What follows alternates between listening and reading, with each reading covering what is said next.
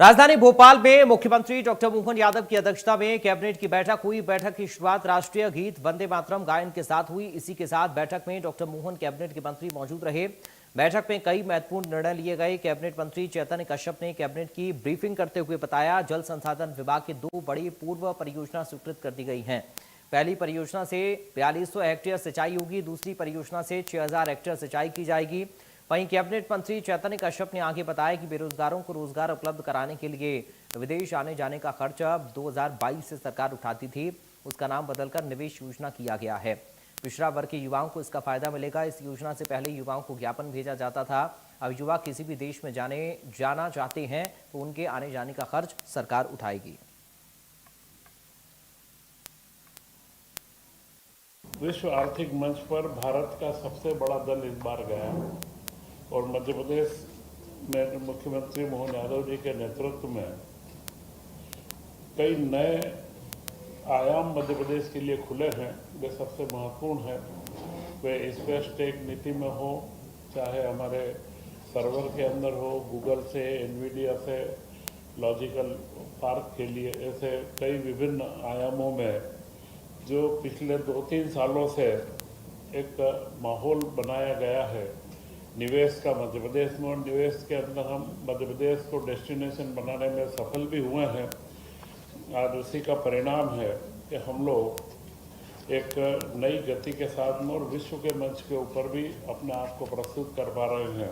परिषद के द्वारा जल संसाधन विभाग की 2 परियोजनाएं स्वीकृत की गई है। तवा परियोजना के दाईं तट की ओर से एक बागरा शाखा है, वहाँ से लिफ्ट इरिगेशन के माध्यम से सोहागपुर व बाबई 2 तहसील को लिफ्ट करके पानी दिया जाएगा। और उसी के साथ दाईं तट के पिपरिया शाखा से सोहागपुर तहसील को पानी दिया जाएगा, जिसमें एक योजना से 4200 हेक्टेयर और दूसरी योजना से 6000 हेक्टेयर, इस तरह कुल 10,200 हेक्टेयर सिंचाई वहाँ पर की जाएगी। और अभी वर्तमान में पूरे नरसिंहपुर जिले के अंदर यह सबसे ज़्यादा सिंचाई का रकबा, अभी 78% के करीब वहाँ पर सिंचाई का रकबा है, जो बढ़कर के इसके माध्यम से अगर हम देखेंगे तो 78 से 80-81 के आसपास पहुँचेगा।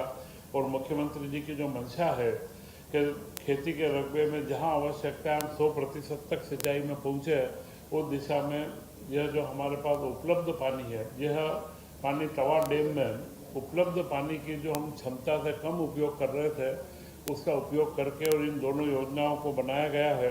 इनकी लागत 215 करोड़ रुपए है और तो इसमें 63 गांव के हमारे व्यक्ति वहाँ पर लाभान्वित होंगे। बड़ी महत्वपूर्ण योजना है जो पिछले 3 वर्ष में इस योजना को बनाया गया था कि मध्य प्रदेश के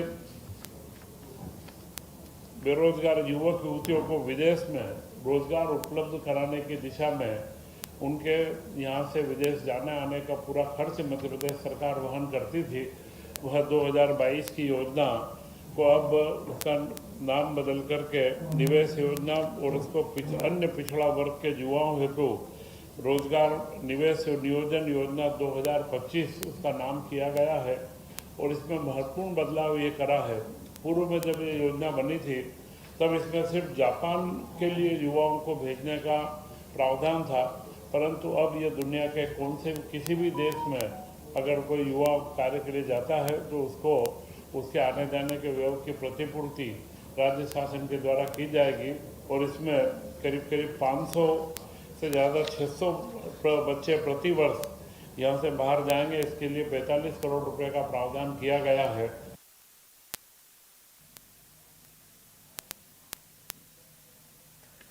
बात जबलपुर से खबर की, जहां पर यूजीसी विरोध